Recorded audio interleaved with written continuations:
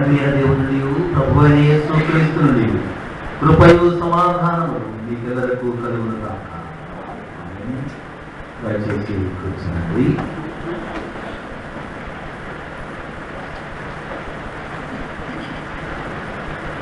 పరిశుద్ధ గ్రంథము నుండి ప్రవక్త అయిన ఇర్మియా రాసిన గ్రంథం 17వ అధ్యాయం 13, 14 వచనాలు నేను మరొకసారి చదువుతున్నాను, గమనించండి. ఇర్మియా గ్రంథం 17వ అధ్యాయం 13, 14 వచనాలు. పెద్ద బైబిల్స్ లో 642వ పుటలో ఉంటుంది. ఇశ్రాయేలుకు ఆశ్రయమా, యెహోవా నిన్ను విసర్జించి వారందరూ సిగ్గునందుదురు. నా ఎడల ద్రోహము చేయువారు యెహోవా అను జీవజలముల గూటను విసర్జించి ఉన్నారు కనుక వారు ఇసుక మీద పేరు రాయబడిన వారుగా ఉండు. యెహోవా నీవు నన్ను స్వస్థపరచుము, నేను స్వస్థత నొందుదును. నన్ను రక్షించుము, నేను రక్షింపబడును. నేను నిన్ను స్తోత్రించుటకు నీవే కారణభూతుడవు. చిన్న ప్రార్థన చేసుకున్నాను.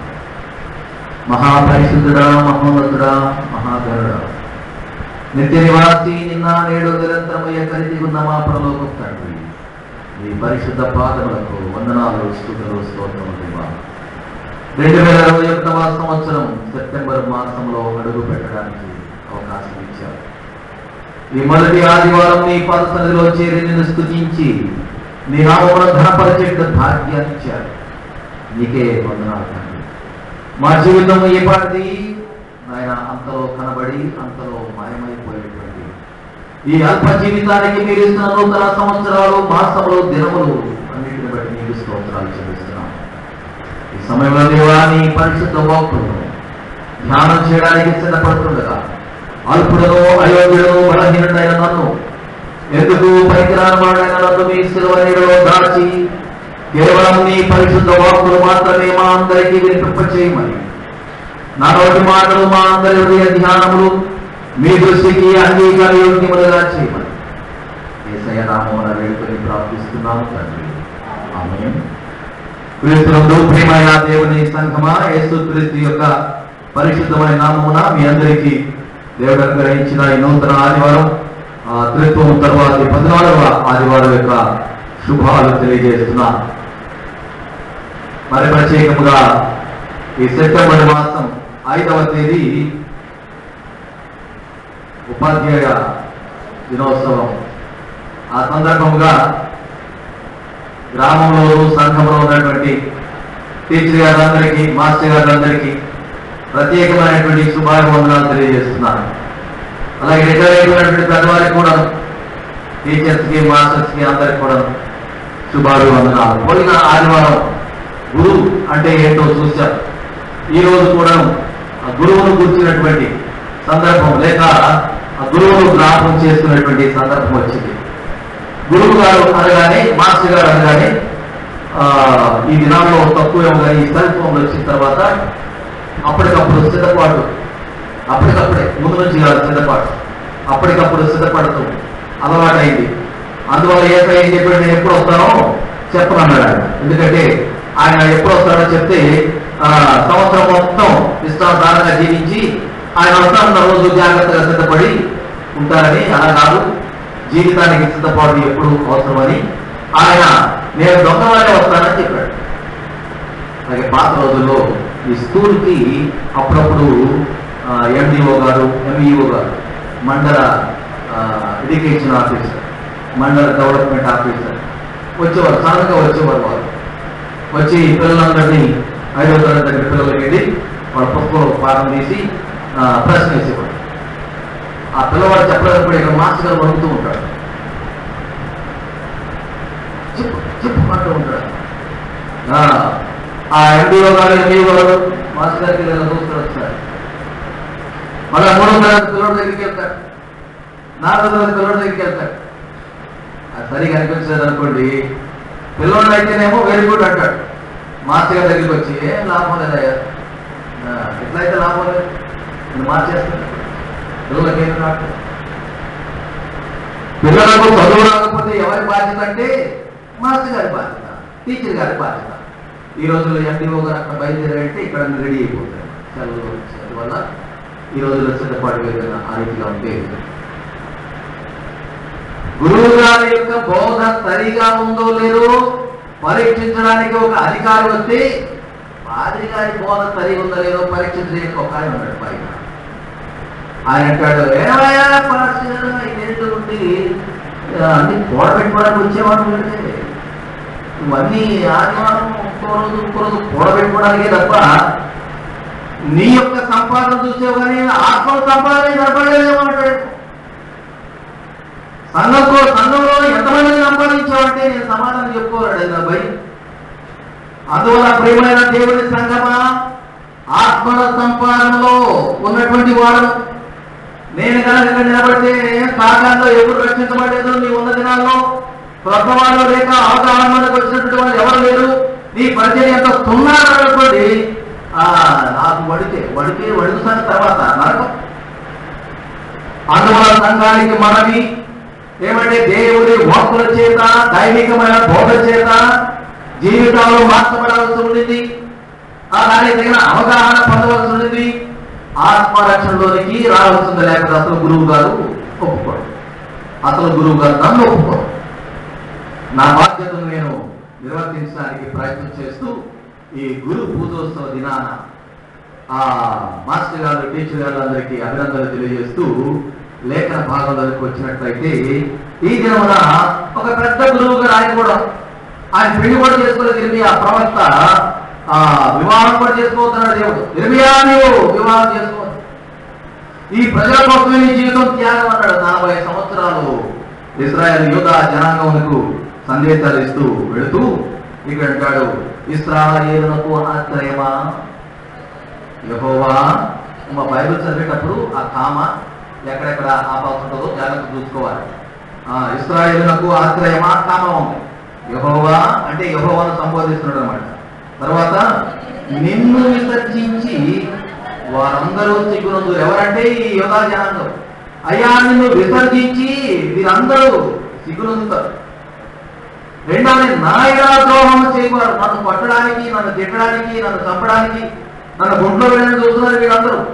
నాయన ద్రోహము చేయవారు యెహోవా అను జీవజలముల ఊటను విసర్జించి ఉన్నారు కనుక వారు ఇసుక మీద పేరు వ్రాయబడిన వారుగా ఉండరు. పేరు జీవగ్రంథంలో వ్రాయబడాల్సి ఉంటే వీరి పేర్లు అయితే ఇసుక మీద వ్రాయబడినట్టు ఉంటాయి.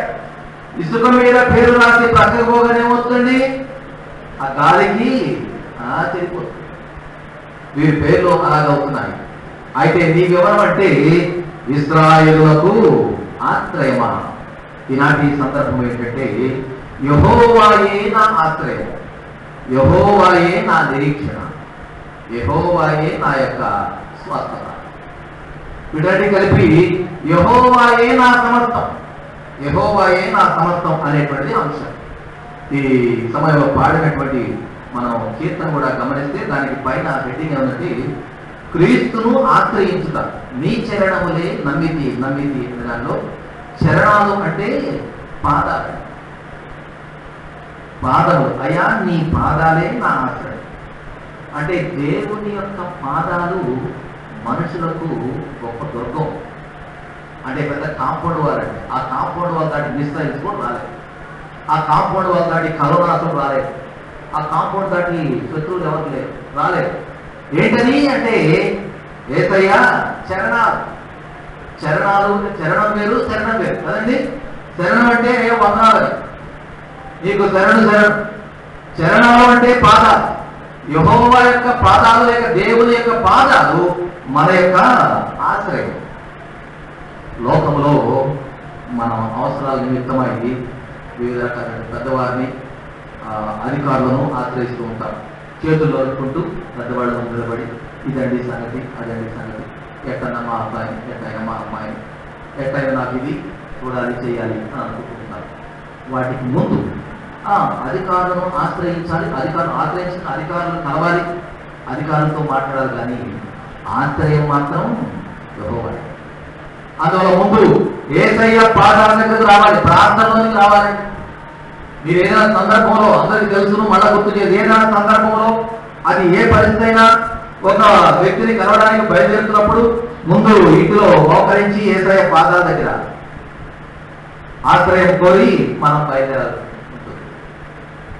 ఇక ఇర్మియా ప్రవక్త యొక్క ప్రార్థన ఇది, ఇర్మియా యొక్క విజ్ఞాపన. ఆ విజ్ఞాపనలో ఆ మంచి మాట పలుకుతున్నాడు ఆయన. ఓ ప్రకారం కోపం వస్తుంది ఆయనకి, ఈ ప్రజల మీద. అయ్యా, నేను విడిచినటువంటి మీరందరూ కూడా దిగులుంటారు, దీని పేరు ఇసుక మీద రాయబడినట్టు ఉంటాయి, కానీ నీవే ఇశ్రాయేలునకు ఆశ్రయం. ఇశ్రాయేలునకు ఆశ్రయమా? యెహోవా నిన్ను విసర్జించి వారందరూ సిగ్గునొందారు. Hope of Israel. మరి ఇప్పుడు చూస్తే హోప్, ఒక దైవజనుడు రాస్తారు ఈ మాట గురించి, హోప్ ఆఫ్ ద హోప్లెస్. ఇలాంటి సందర్భాల్లో సువార్త పాఠ్యభాగంలోనేమో 38 సంవత్సరాల నుండి పడి ఉన్నటువంటి ఒక వ్యక్తి కనిపిస్తారు, కాళ్ళు చేతులు పనిచేయనటువంటి వ్యక్తి. అపోస్తల కార్యంలోనేమో ఒక పుట్టి ఆయన కనిపిస్తాడు, అక్కడ పేతురు యోహాను కనిపిస్తాడు, ఆ దేవుని చదువుతుంది. ఆ సందర్భాన్ని బట్టి చూస్తే Yahweh is the hope of hopeless. ఇక వీరికి ఏమి చేయలేము, అందరి చేతులు డాక్టర్ అన్నాడు, మేము ఏం చేయలేమండి, మా ఉద్దేశం అని అంటే, అటువంటి వారికి నిరీక్షణ. యెహోవా ఆశ్రయించడానికి వీలు కానట్టు వారికి ఆశ్రయం, ఆశ్రయానికి ఆధారము లేనటువంటి వారికి ఆశ్రయం. And the hope of the world, లోకం మొత్తానికి ఆయన ఆశ్రయం. 3 విషయాలు, ఒకటి hope of Israel, and hope of hopeless, and hope of the world. ఈ సందర్భంలో మరొకసారి ఆఫ్ఘనిస్తాన్ ప్రజలను జ్ఞాపకం చేసుకోవాలి. వారి పరిస్థితి చాలా భయానకం. మీరు రోజుకోసారన్నా ప్రార్థన చేస్తూ అనుకుంటాను, మా రోజుకోసారన్నా ఆఫ్ఘనిస్తాన్ వారి మనం ప్రార్థన చేయాలి. 3 పూటలు తింటూ ఉంటాం కదా మనం, ఏదో ఒకటి ఆ తినేటప్పుడు గుర్తు చేసుకున్నాం. ఆ అన్నము ఆ టిఫిన్ ముందు పెట్టుకున్నప్పుడన్నా, అయ్యా ఈ అన్నం లేని వాళ్ళు చాలా మంది ఉన్నారు, ఆఫ్ఘనిస్తాన్లో చాలా మంది ఉన్నారు.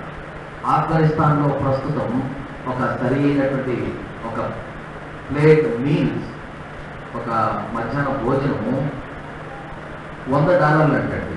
$100 అంటే 7,000 రూపాయలు. 7,000 రూపాయలు. 7,000 రూపాయలకి ఒక ప్లేట్ అన్నం పెట్టుకుని ఎవరు తింటారండి? బాధట. నేను రీసెంట్గా చూడలేదు, కానీ అది నాకు బాధ అనిపించి, క్రైస్తవులను ఒక థిక్ గట్టి ప్లాస్టిక్ సంచిలో ప్రతికొండగానే పెట్టేసి చుట్టేసి రోడ్డు మీద వదిలేసినట్టు వారి ఊటాడు కనుకోండి. వారికి ఎవరైనా అటువంటి వారికి వస్తారు. దుర్మార్గులు, దుష్టులు, క్రూరులు, భ్రష్టులు, పనికిరానేటువంటి వాళ్ళు లోకంలో ఉన్నారు. అటువంటి వారి నుండి యెహోవా నీవు ఆశ్రయం రుజువు చేయమని ప్రార్థన చేయాలి. మనకేం తెలియట్లేదు. ఆశ్రయానికి వీలు లేనటువంటి ప్రజలు ఉన్నారు.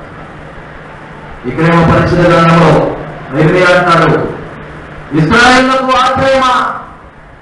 ఈ మాటను, ఓ దేవా, ఆశ్రయిస్తాను వారికి ఆశ్రయం నీవు, ఆధారం లేనటువంటి వారికి ఆశ్రయం నీవని మొరపెట్టాలి.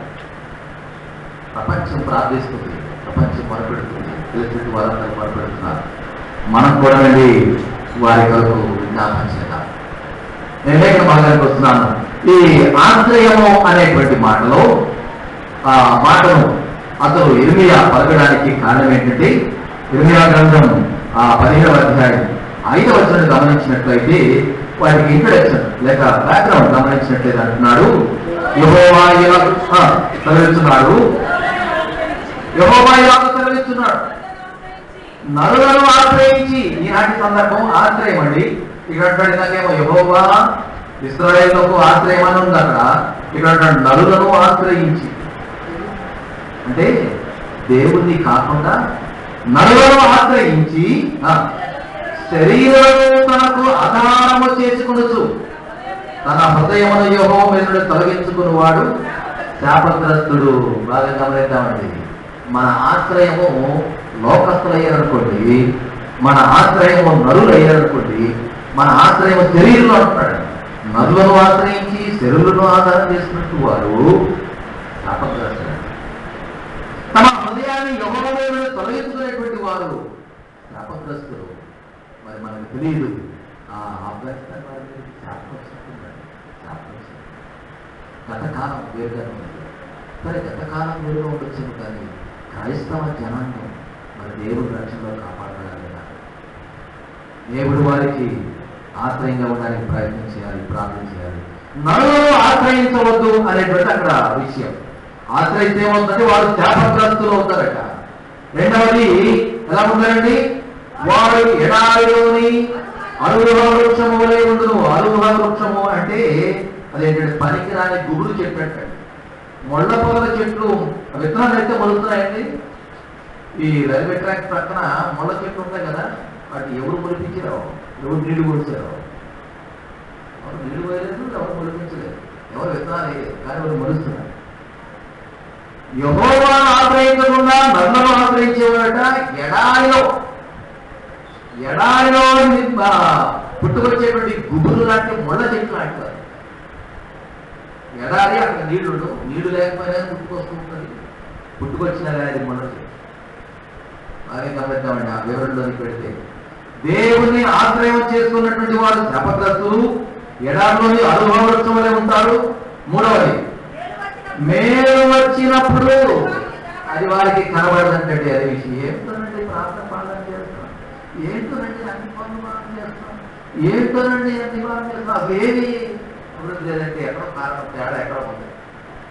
ఏంటోనండి సైకిల్ మాట్లాడితే గాలి పోతుందండి, ఏంటోనండి ట్యూబ్ ఎప్పుడు గాలి పోతుందంటే ఎక్కడో ప్రాబ్లం ఉంది, ఎక్కడో ఆ చిన్న మేకు లేకపోతే ముందు పుచ్చుకో ఆ నీళ్ళు తీసుకెళ్ళి ఆయన నీళ్ళలో పెట్టి పరిచయం చేస్తారు.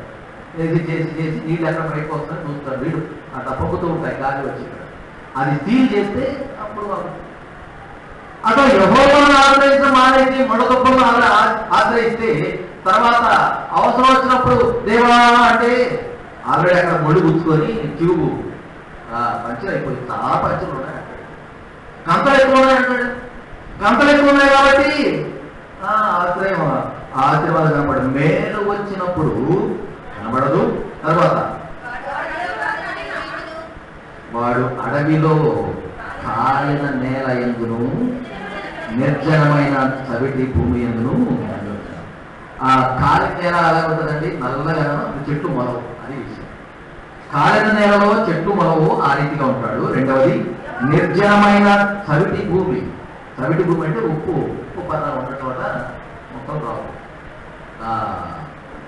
గవర్నమెంట్ వారు పేదవారికి మా ఊళ్ళో స్థలాలు ఇచ్చారండి.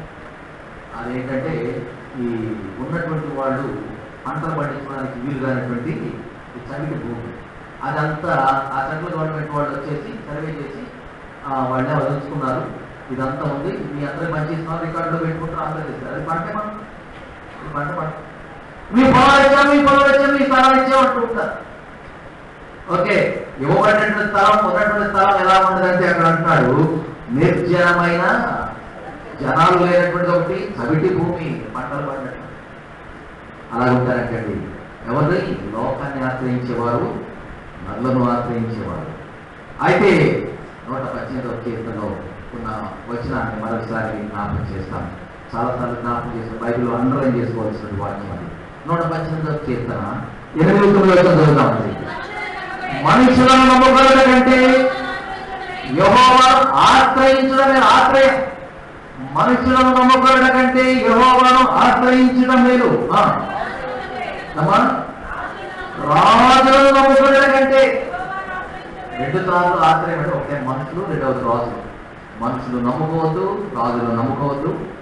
ఆశ్రయం మాత్రం యెహోవానే అంటాడు. యెహోవాను నమ్మించు, యెహోవాను నిరీక్షించు, ఆయన ఆశ్రయం. ఆ రాజులను నమ్ముకున్నట్టు కంటే యెహోవాను ఆశ్రయించుట మేలు. ఆ సత్యాన్ని గమనిద్దాం. దేవుడు మన యొక్క ఆశ్రయమై ఉండాలి, లోకస్తులు కాదు. ఏ సందర్భం కయ్యను శాపగ్రస్తుడు అయ్యాడు. ఎందుకో తెలుసండి? దేశముడు అయ్యాడు. ఎందుకో తెలుసునండి? దేవుడిని విసర్జించినటువంటి వాడు, దేవుడిని లెక్క చేయనటువంటి వాడు, దేవుడికి ఎదురు చెప్పినటువంటి వాడు. ఆదాము వంశావళిలో కయ్యూను యొక్క వంశావళి, కయ్యూను వంశంలో వచ్చినట్టు వంశావళి బైబిల్లో రికార్డు లేదండి. ఆ మొదటి అధ్యాయం 4వ అధ్యాయం దగ్గర ముగిస్తుంది. ఆ తర్వాత సేతు వంశం నుండి వచ్చినట్టు వారే ఉంటారు. ఎందుకో తెలుసండి, అతని ఆశ్రయం లోకం వైపు చూశాడు, అక్కడ వారికి ఎండ్ అయిపోయింది. ఏమయ్యారో తెలియదు. అదంతా శాపగ్రస్తమైనటువంటి బ్రతుకుగా మారిపోయింది. కయ్యూను యొక్క వంశం వారందరూ శాపగ్రస్తం. ఎందుకంటే కయ్యూను నీ తమ్ముడైనటువంటి ఏబేలు ఎక్కడంటే, నేనేమన్నా కాపులా పడినా మా తమ్ముడికి ఏం చేశాడు, ముందు కొట్టి చనిపోతున్నటువంటి వాడికి తెలియదు కానీ తనకి పడిపోయాడు. రక్తం కాదు అమ్మా అని పడిపోయాడు తమ్ముడు. ఏదో కోపం వచ్చి కొట్టాను, తమ్ముడు ఏదో పడిపోయాడు, ఏదో రక్తం కాస్తుంది అని చూడాల్సిన వ్యక్తి ఏదో తిరిగిపోయాడు, తను చనిపోయాడు. తర్వాత దేవుడు కయ్యూను నీ తమ్ముడైనా ఎందుకు అడిగాడు ఏదంటే, నా కయ్యూను ఎందుకు అడిగాడంటే నువ్వు కొట్టుకొచ్చావు పడిపోయాడు లేకపోలేకుంటాడు, నీ తెలియదు రక్తం కారణం. అతను లెక్క చేయనట్టు వ్యక్తి, అందువల్ల అతనికి ఆశీర్వాదం శాపగ్రస్తం. ప్రేమ దేవుని సంగమా, దేవుని వాక్యానికి విధేయత చూపకపోతే, దేవుని వాక్యాన్ని పట్టించుకోకపోతే, దేవుని లెక్క చేయకపోయినా, దేవునికి ఎదురు చెప్పినా, దేవుడు విసర్జించినా శాపగ్రస్తం. కయ్యూను బ్రతికున్నాడు కానీ జీవం లేనటువంటి బ్రతుకుగా ఉండిపోయింది. అది ఆ దేవుడు వ్యతిరేకించినట్టు వారికి గుర్తు. 17వ అధ్యాయం 7వ వచనం గమనిద్దాం. 17వ అధ్యాయం యెహోవాను నమ్ముకున్న వాడు ధన్యుడు, యెహోవానికి ఆశ్రయము, జలముల యొద్ద నాటబడిన చెట్టు వలె ఉండును, కాలువల ఓరను దాని వేడు తన్నును, వెట్టకలియను భయపడదు, ఆకుల పచ్చగా ఉండును, వర్షం లేని సంవత్సరమున చింతనందదు. మన 2 రకాల విషయాలు ఇక్కడ ఉన్నాయండి మొత్తానికి. ఇర్మియా గ్రంథం 17వ అధ్యాయం 5వ వచనం గమనిస్తే 2 రకాల విషయాలు ఉన్నాయి. యెహోవాను ఆశ్రయించినటువంటి వారి జీవితం ఎలా ఉంటుందో, ఆశ్రయించేటువంటి వారి జీవితం ఎలా ఉంటుందో ఆ రెండింటిని ముందు చెప్పి తర్వాత అంటాడు, ఇశ్రాయేలునకు ఆశ్రయమా, ఇశ్రాయేలునకు ఆశ్రయమా యెహోవా అని. మన ఆలోచన, మన ఆశ్రయం ఎవరు? నిజంగా మన ఆశ్రయం ఎవరు? మన మనసాక్షిలో మనం తెచ్చుకుంటాం. దేవుడి మీద ఆధారపడ్డామా? నిజంగా డబ్బుల మీద ఆధారపడ్డామా? లోకం మీద ఆధారపడ్డామా? అధికారం మీద ఆధారపడ్డామా? ఇంకేదో మీద ఆధారపడ్డామా? ఇవన్నీ ఉంటే అవన్నీ ప్రక్కన పెట్టి ఇప్పుడైనా మనసులో హృదయపూర్వకంగా మనసులో ప్రక్కన పెట్టి యెహోవా నీవే ఆశ్రయం. ఎందుకంటే ఆఖరి మిగిలింది నీవే కాబట్టి. లేకపోతే ఏమవుతుందంటున్నాడు 17వ అధ్యాయం 13వ వచనం 2వ భాగంలో, నిన్ను విసర్జించిన వారందరూ సిగ్గునొందురు. అంటే అది షేమ్ఫుల్ థింగ్ అంట. దానికి ఒక చిన్న ఉదాహరణ చెప్పాలి. కీర్తనకారుడు 137వ కీర్తనలో రాస్తున్న మాట ఒకసారి త్వరగా చదువుదాం. కీర్తన 137వ కీర్తన ప్రారంభం. బబులోను నదుల యొద్ద కూర్చుని ఉన్నప్పుడు మనము సీయోనును జ్ఞాపకం చేసుకున్నాం, ఏడ్చుతూ ఉన్నాం. వాటి మధ్యనున్న నిరవంజి చెట్లకు మన సితారాలు తగిలించినవి. అచ్చట మనలను చెరగొన్నవాడు ఒక కీర్తన పాలనది అన్నది మనను బాధించువాడు. సీయోను కీర్తనలో ఒకదాన్ని మాకు వినిపించుడి అని మన వల్ల ఉల్లాసం కోరిడి. అన్యుల దేశంలో యెహోవా కీర్తనలు మనం ఎక్కుపడదుము. ఎరుషలేమా, నేను నిన్ను మరచినేదా. చాలండి. ఇక్కడ విషయం ఏంటంటే, ఇశ్రాయేలు ప్రజలు దేవుని మాట్లాడకపోతే, ఇక్కడ ఇరవై మాటలు విన్నప్పుడు వారందరూ బబులోను దేశానికి బానిసగా పడిపోతే వీళ్ళ తీసుకెళ్ళినటువంటి వాళ్ళు చేతులు సంఖ్య వేసి పారిపోతారని తీసుకెళ్లి బబులోను నదులు ఒట్టు కూర్చోబెట్టారట. అక్కడ నీళ్ళు తాగండి, కాసేపు మనసు తీసుకోండి అని వాళ్ళందరూ గుర్రాల మీద వచ్చేవాళ్ళు, కాళ్ళ మీద వచ్చేవాళ్ళు. ఈ బానిసగా పట్టినటువంటి వాళ్ళందరూ కూడా కాళ్ళ ఈడ్చుకుంటే లేదా నదులు కూడా నీళ్ళు తాగడం కొంచెం అని కూర్చోబెట్టిన తర్వాత అన్నారట, ఏది మీ పాటలు ఒకసారి పాడినారు, మీ దేశంలో పాడుకునే పాటలు ఉన్నాయి కదా, మీ దేవాలయంలో పాడుకునే పాటలు పాడబడాలంటే వారితో పాటు ఆ సితారాలు 2 తీగలు కట్టుకొని దావీదు ఒక బద్దకు తీగలు కట్టుకొని మ్యూజిక్ వాడుకున్నట్టుగా వాళ్ళు కూడా తీగలు కట్టుకొని పాట పాడుకున్నట్టు ఆల్బమ్ తీసుకొస్తున్నారు. ఒక ఆయన అతను చూసి ఓహో భలే ఉందని మీరు పాట పాడండి, దీని మీద ఒక మంచి మ్యూజిక్ వస్తుందేమో అన్నాడు.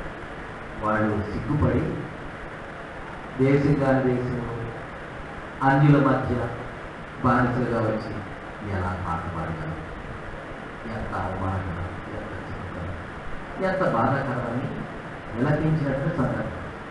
విలపించిన సందర్భం ఏమంటున్నారు వాడు, సియోను కీర్తన ఒకదాన్ని మాకు వినిపించని మన వలన ఉల్లాసం కోరి అన్యుల దేశంలో యెహోవా కీర్తనలు మనం ఎట్టు పాడము. ఎందుకు పాడకూడదంటే పాడడానికి సిగ్గు ఉండాలి కదా, పాడడానికి బుద్ధి ఉండాలి కదా, పాడడానికి మనసు రావాలి కదా, పాడడానికి స్వరం రావాలి కదా. అంత నిలైపోయా బాధితులుగా పట్టుకొచ్చేస్తే ఇంకేం పాట పడతా, ఇదిలో ఉన్నప్పుడు ఇంకేం పాట పడతాం. మళ్ళా నేను లేఖన భాగానికి వస్తున్నాను. నిన్ను ఆశ్రయించినటువంటి వాడు ఏమంటాడమ్మా, నిన్ను విసర్జించేటువంటి వాళ్ళందరూ కూడా సిగ్గునుంది. అటువంటి పరిస్థితి వచ్చింది. యెహోవాను ఆశ్రయించేటువంటి వారు వారు పచ్చని చెట్ల వలె కాపు మానకుండా ఫలించేటువంటి చెట్ల వలె ఉంటారు. నా ఎడల ద్రోహం చేయవాడు యెహోవాను జీవజలంలో ఊటను విసర్జించున్నాడు. అది విలువని మాట్లాడి వేరే సందర్భంలో గుర్తు చేస్తాను. నా ఎడల ద్రోహం దేవుని ఎడల ద్రోహం చేయడం, దేవుని మాట్లాడకపోవడం, దేవునికి వ్యతిరేకంగా జీవించడమే ద్రోహం. దానికి వారు యెహోవా అనేటువంటి జీవజలముల ఊటని విసర్జించినటువంటి వారు అంటారు. కాబట్టి పాత్రమైన పాఠ్యభాగము యెహోవాను ఆశ్రయించాలనేటువంటి మాటను ఆ అంశాన్ని బాగా గుర్తు చేస్తుంది. రెండవది పత్రిక పాఠ్యభాగం లేదా అపత్రికలు వచ్చినట్లయితే అక్కడ ఉన్నటువంటి సంఘటన మనకు తెలుస్తుంది. పేతురు యోహానులు ఎన్ని గంటలకమ్మా? ఉదయం 3 గంటలకి వాళ్ళు చర్చికి వచ్చారా? ఉదయం 3 గంటలకి చర్చి వచ్చేస్తారు కదా. ఇశ్రాయేలులకు దినము వాళ్ళకి గడియారాలు లేవు కదా. ఆ రోజుల్లో సూర్యుడు ఉదయించే సమయం వారికి మొదటి గంట. మనకు సూర్యుడు ఎప్పుడు ఉదయిస్తాడు? 6 గంటలు. 6 గంటల నుండి వారికి ఉదయం ప్రారంభమవుతుంది మొదటి గంట. అప్పుడు 3 గంటలు అంటే ఉదయం 9 గంటలు మన లెక్క. 9 గంటలకి వాళ్ళు దేవాలయానికి వెళ్తున్నారండి. పేతురు యోహానులు దేవాలయానికి వెళ్తున్నారు. ఆ దేవాలయం దగ్గర ఒక గుడ్డివాడు కూర్చున్నాడు. ఎప్పటిలాగానే అయ్యా ధర్మం చేయండి అంటారు. ఇక్కడ ఒక ప్రశ్న నాకు వస్తుంది. ఏంటంటే యేసుక్రీస్తు వారు అనేక సార్లు ఈ దేవాలయం దగ్గర కూడా లోపలికి వెళ్ళాడు, బయటకు వచ్చాడు. చాలా మంది స్వస్థపరిచాడు. ఇది ఏమయ్యాడో ఇది శృంగారము ద్వారం దగ్గర ఎరుషలేముకు చాలా తలుపులు ఉన్నాయి. వాటిలో ఒక తలుపు శృంగారం. ఇతను ఈ బ్యూటిఫుల్ గేట్ అనమాట, చాలా బాగుంటుంది. ఆ గేటు బాగుంది కాబట్టి వచ్చేవాళ్ళు బాగా ధనవంతులు పెద్ద పెద్దవాళ్ళు వస్తున్నారు అనుకున్నారేమో ఈ గేట్ దగ్గర కూర్చునేటువంటి మాట. కానీ యేసయ్య ఇంకో దాని మీద గొర్రెల ద్వారం దగ్గర అని అంటది యోహాను సువార్త. గొర్రెల ద్వారం దగ్గరకు వచ్చాడు. అది ఎక్కడో మూల నుంచి ఆధార నుంచి సముద్రాలు గొర్రెలు వెళ్ళాడు. అందువల్ల యేసయ్యకు ఇతను కనపడదు. పడిపోతాడు. వచ్చిన వాళ్ళందరూ అయా అంటారు అనుకుంటుండేవారు. అలాగే ఇక్కడికి వచ్చినప్పుడు పేతురు యోహాను వచ్చారు. అయ్యా ధర్మం చేయండి అని అంటుంటే వాళ్ళు ఏమన్నారండి? నేను చూచి మా తట్టు చూడమండి వాడు అలాంటి మా తట్టు చూడము అంటే ఈ గుడ్డివాడు, ఈ కాళ్ళు పనిచేయనటువంటి వ్యక్తి పేతురు యోహాను వైపు చూస్తూ ఉన్నాడు. అనుకుంటారంటే వాళ్ళ ముఖాలు కదా చూసింది. అంగీల్లో నుంచి ఏమన్నా జేబులకి చూస్తుంటాడు. వీళ్ళు ఏమన్నారు? మా తట్టు చూడమన్నారు. వారి దగ్గర ఏమైనా దొరుకునేమో చూసేంటే మొహాలు చూస్తున్నాము. చూడండి, ఎక్కడన్నా అడుక్కున్న వాళ్ళు చూడండి. అడుక్కున్న మొహం చూస్తారా? ఇట్లా మనమేదో పరిస్థితి సెలవు తీసుకుని చేపట్టి అన్నాం అనుకోండి చేస్తుంది. ఈ వ్యక్తి జేబులకి చూస్తున్నాడు, వాళ్ళేమో మాట్లాడుతున్నమాట. యేసుక్రీస్తు వారు ఈ వ్యక్తిని స్వస్థపరచడానికి కారణం ఏంటంటే, నా తర్వాత నా శిష్యులు వస్తారు, వాళ్ళు చెప్తారు, వాడు వచ్చారు. ఇప్పుడు వాడు వచ్చి ఏమంటారంటే, మా తట్టు చూడు, మనకి ఇంకేముంది, ఏదో వీళ్ళు ఏదో మంచిగానే పెట్టుకున్నారు, వెండి బంగారములు మా ఇద్దరే కానీ కలిగిందే ఇస్తున్నాం. నజరేయుడైన యేసుక్రీస్తు నామమున నడుమని లేచి నడుమని చెప్పారు. అని అర్థం ఏంటంటే, మా పొందడంతా ఏంటంటే నజరేయుడైన యేసు నామం అనే శక్తి, అది నీకు ఆశ్రయం. నేను ఇప్పుడు రూపాయలు చేయడానికో ఈ రోజు అయిపోతుంది, కానీ రేపు మళ్ళా ఇక్కడ అడుక్కోవాలి. ఈ రోజుల్లోనండి అడుక్కుని వాడుకోవడం కొన్నిసార్లు చూసాం. కొంచెం బియ్యం వేస్తుంటే బియ్యం వద్దండి అన్నం పెట్టమని, నువ్వు తెలుసంటే ఏ పూట ఆ పూట మళ్ళీ ఇంటికి వెళ్ళి మేము మనం వండుకొని కూర వండుకొని ఎడదినేమి ఏదో బిర్యానీ పెట్టుకొని ఏమో కొంచెం బియ్యం వద్దు. అడుక్కునే వాళ్ళు కూడా ఎంత బాధాకరంగా మారిపోయాడు. వాళ్ళకు కూడా ఒడుపులు ఏంటంటే వండుకొని తింటే కాదు, ఈరోజు మీరు పెట్టేసిన తర్వాత పోయి రైల్వే స్టేషన్ పక్కన పడుకుంటాం, మన సాయంకాలం చూద్దాం. లోకస్తులు అలా ఉంటే మాకు మీకు ఇవ్వడానికి ఏం లేవు. ఏ రోజుకు ఆ రోజు కడుపు ఆ ఆకలి తీర్చడానికి మేము ప్రయత్నం కాదు, శాశ్వతమైన పరిష్కారం ఒకటిస్తాం. అదేంటంటే అడుక్కునే పనులు ఎవరు చేస్తాం. నీవు అడుక్కునేవాడివి, ఈ అడుక్కునే విధానం వచ్చు. మా వైపు చూస్తే నీకు వచ్చేది వెండి బంగారాలు కాదు, నాణ్యాలు కాదు, దేవుని శక్తిని ఇస్తాడు, యేసయ్య శక్తిని ఇస్తాడు. అది కాదు. అదొక పత్రిక పాఠ్యభాగంలో నజరేయుడైన యేసు నామం అనేటువంటి ఆశ్రయం, నజరేయుడైనటువంటి యేసు నామం అనేటువంటి ఆశ్రయం అక్కడ కనిపిస్తుందండి. ఎంత అదృష్టవంతుడు. ఏదో పైసా అదో పరక ఇవ్వబడుతుంది అనుకుంటే కాళ్ళు వేచి నడిచి గంతులు వేస్తూ తన పని తాను చేసుకునే స్థితికి తీసుకొచ్చాడు. దేవుని ఆశ్రయించాడు. అపోస్తుల ద్వారా మహత్కార్యాలు సూచక్రియలు జరగడం ప్రారంభమైందండి. 2వ అధ్యాయం 43వ వచనం ప్రారంభమవుతాయి. అపోస్తుల సూచక్రియలు, అద్భుతాలు, స్వస్థతలు దేవుని మహిమ కొరకు, ప్రజల రక్షణ కొరకు దేవుడు చేయడం ప్రారంభించాడు.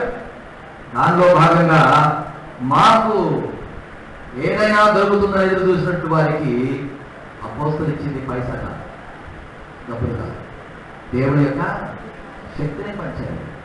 దేవుని శక్తిని పంచారు. ఇక్కడ ఒక గొప్ప సత్యాన్ని గుర్తు చేయాలి.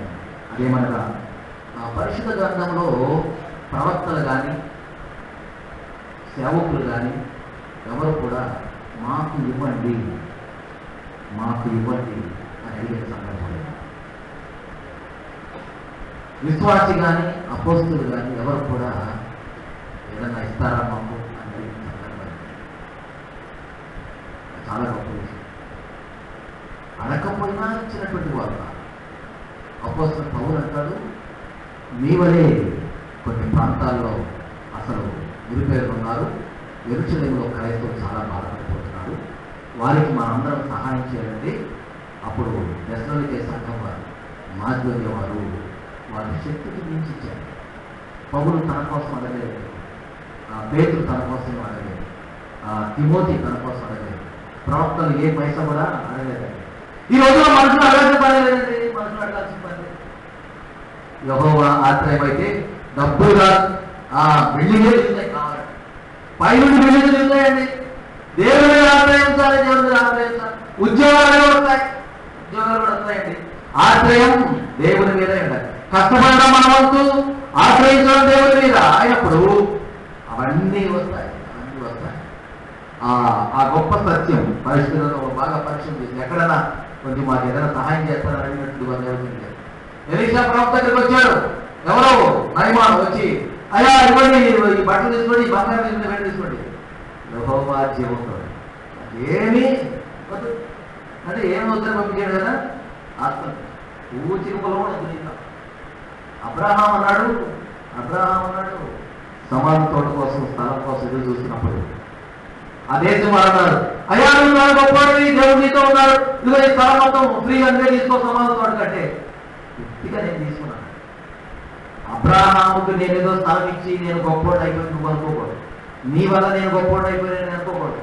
నా గొప్పతనం ఏదంటే దేవుడి వల్లనే అయి ఉండాలి. కాబట్టి నీకు రేటు చెప్పు, రేటు కట్టాలన్నాడు. సమాధి తోటకు డబ్బులు ఇచ్చుకున్నాడు, సమాధి తోటకు డబ్బులు ఇచ్చుకున్నాడు అబ్రహాం.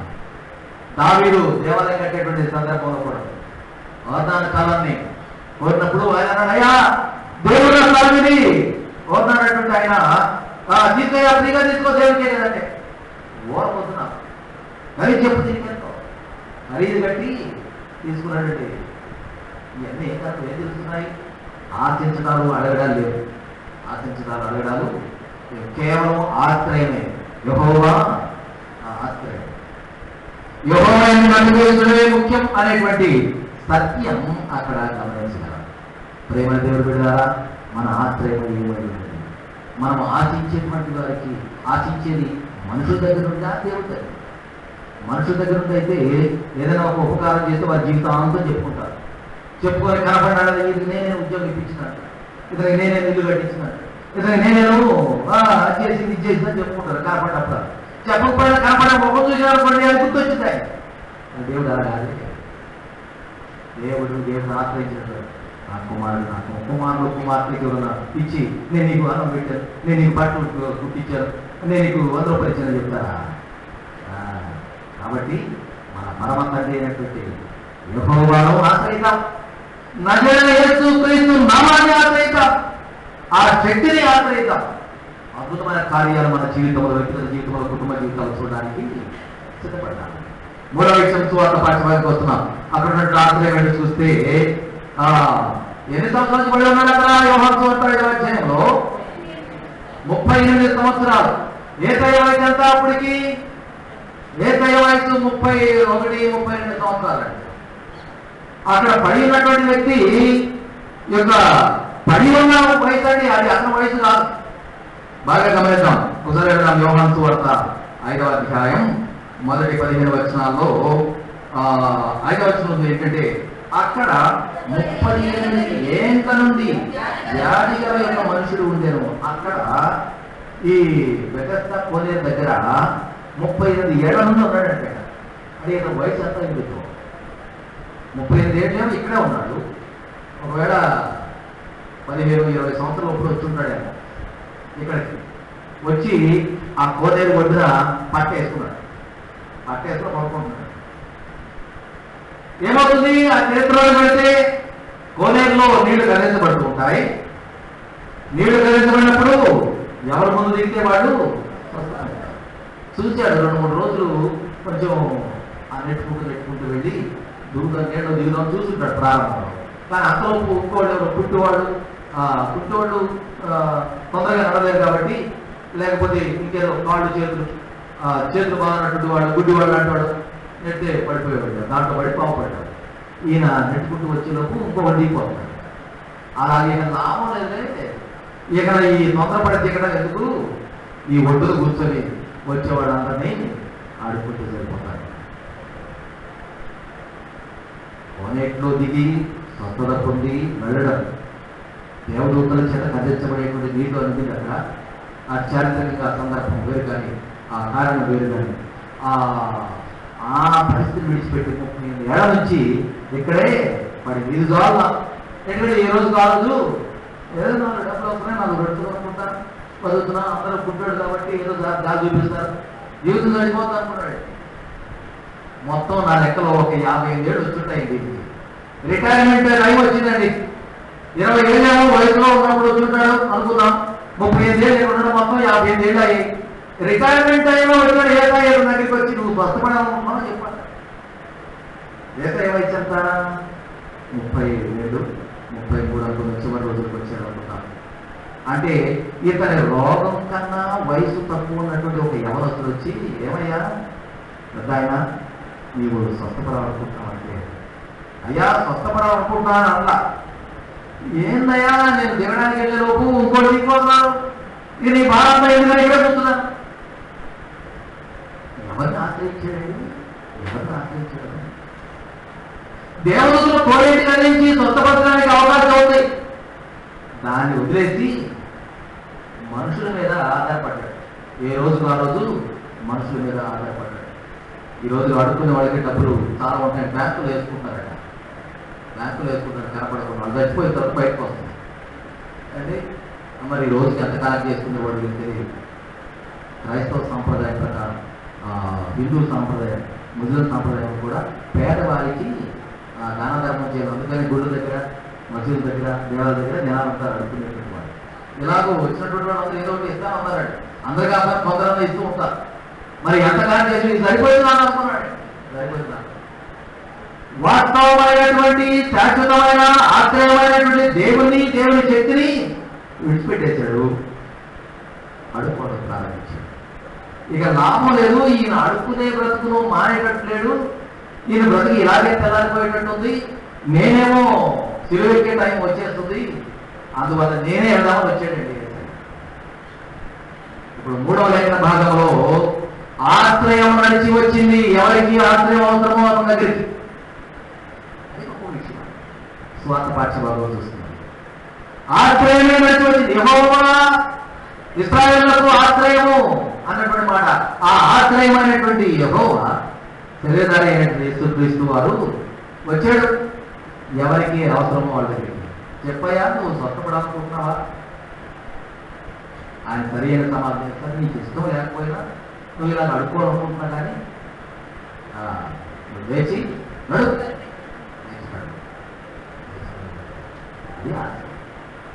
యేసయ్య మాట ఆశ్రయం. ఆశ్రయమైన యేసయ్య నిన్ను నన్ను దర్శిస్తాడు. మన ఇల్లును దర్శిస్తాడు, మన కుటుంబాన్ని దర్శిస్తాడు, మన హృదయాన్ని దర్శిస్తాడు. తెలియకుండానే మన ఇంట్లో ప్రవేశిస్తాడు. ఆయన తెలియకుండానే ప్రవేశిస్తాడు. ఆయనకు ఆహ్వానం పలుకుతాం. కలవరిలో మరణించడానికి ముందు ఆయన కనిచేస్తున్నాడు. ఎందుకంటే మన తిరిగి రాలేదు, నువ్వు ఇలాగే ఉండిపోతావు. మన ప్రభువైన యేసుక్రీస్తు శరీర సంబంధంగాను ఆత్మ సంబంధంగాను మనకు ఆశ్రయం ఉండడానికి, మానవుడు పాపం నుండి విమోచించడానికి నిజమైన రక్షకుడుగా వచ్చినటువంటి వాడు కాబట్టి ఆయన కలవరిలో ప్రాణం పెట్టి, ఆయన రక్తం కాచి, ఆయన శరీరం నడబెట్టుతాడు. మన ముందు పరిశుద్ధ సంస్కారంగా పెట్టాడు. యెహోవాను ఆశ్రయించేవారు, దేవుని ఆశ్రయించేవారు కూడా ఆ పరిశుద్ధ సంస్కారం దగ్గరికి వస్తే నూతన శక్తి, నూతన బలం, నూతన జ్ఞానం, నూతన నడిపింపు, సమర్థం ఉన్నట్లేక దాని కొరకు మనం సిద్ధపడతాం. క్రీస్తు యొక్క త్యాగాన్ని గుర్తు చేసుకున్నాం. యెహోవా ఆశ్రయమైనట్టుగా విషయాన్ని గ్రహిస్తాం. ఆశ్రయించడం వారి జీవితం ఎలా ఉంటుందో చూశాము. 26వ అధ్యాయంలో ఆశ్రయించేటువంటి వారి యొక్క స్థితి ఏంటో చూసాం. గుడ్డి వారి యొక్క కాళ్ళు బాగు చేసినటువంటి పేతురు యోహానులు ఉపయోగించిన మాట చూసాం. యేసయ్య శక్తిని, నజరేతు నామం అనేటువంటి శక్తిని ఉపయోగించారు. ఇక్కడ ఆశ్రయం వచ్చి అతన్ని స్వస్థపరిచారు. నేను నన్ను దర్శించాను, నీకు నాకు ఆశ్రయం నిరీక్షణ ఉండడానికి యేసయ్య సిద్ధంగా ఉన్నాడు. మరి గమనిద్దామండి, మన బలహీనతలు, ఈ లోక సంబంధమైనటువంటి అనారోగ్యాల ప్రకారం అయితే లోక సంబంధమైన బలహీనతలు అనేటువంటి వాటిలో ఎంతకాలం నుండి మనం పడి ఉన్నాము. లోక సంబంధమైన ఆశలు అనేటువంటి కుంటితనంలో ఎంతకాలం పడి ఉన్నాము. పెద్దవాళ్ళను వేరేగా భావించకపోతే ఒక మాట చెప్పుకుంటున్నాను. సిగరెట్కి తాగేవాళ్ళు, మందు తాగేవాళ్ళు ఎన్ని సంవత్సరాలు తాగుతున్నారు ఒకసారి గుర్తు చేసుకుంటే మనసు నేను టైం ఇస్తాను. ఎన్ని సంవత్సరాల నుండి సిగరెట్ తాగడం ప్రారంభించారు, ఎన్ని సంవత్సరాల నుండి మందు తాగడం ప్రారంభించారు. తర్వాత రెండవది ఉరామణి లెక్కేయండి, ఎంత ఉంటారు?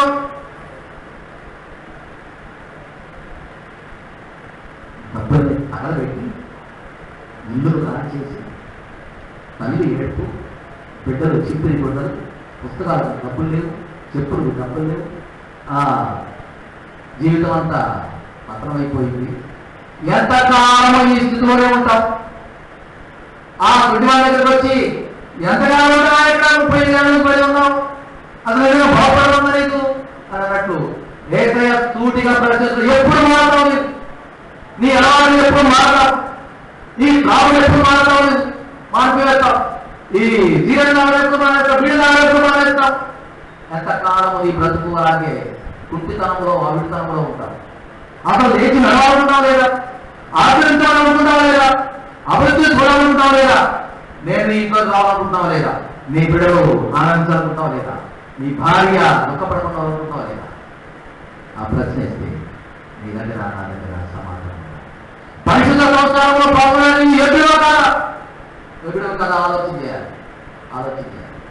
ఆలోచన చేసి పడి ఉన్న స్థితి నుండి లేచి అన్యాయానికి, అక్రమానికి, పాపానికి, శాపానికి, అనారోగ్యానికి ఖర్చు పెట్టినటువంటి లెక్కలతో అది విస్తారంగా ఉందని గుర్తు చేస్తుంది. దాని నుండి బయటకు వచ్చి దిగ్గున లేచినటువంటి చీలమండలములు బలపడి లేచినటువంటి మనువలు లేచి పరుపు చుట్టుకొని నడిచినటువంటి వాళ్ళు ఆత్మసమాన జీవితాలు ఉండవాలి.